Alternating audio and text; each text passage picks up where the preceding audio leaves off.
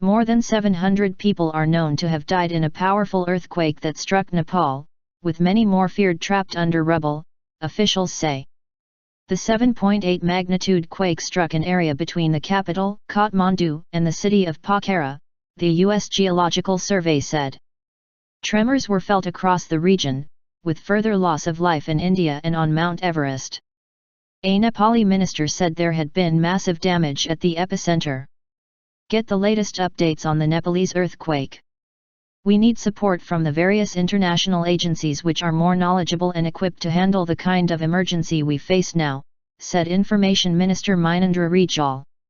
A national police spokesman told the BBC that 711 people had died in the quake, 467 of them in Kathmandu alone. Rescuers are digging through the rubble of collapsed buildings in the capital trying to reach survivors. A number of historic buildings have been destroyed. Among those wrecked was the landmark Pokhara Tower, with many feared trapped in its ruins.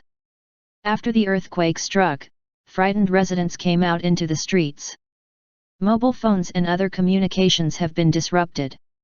There are also reports of damage to the airport in the capital, which could potentially hamper relief operations. It was very scary. The earth was moving.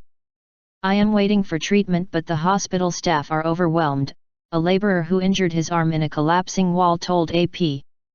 Patrick Adams, a photojournalist in Kathmandu, said he saw truckloads of bodies coming into the hospital. With little known about the extent of the damage around the earthquake's epicenter, there are fears the death toll could rise. Aftershocks continued to ripple through the region hours after. The quake triggered an avalanche on Mount Everest, with 8 people confirmed killed. Others remain missing. Running for life from my tent.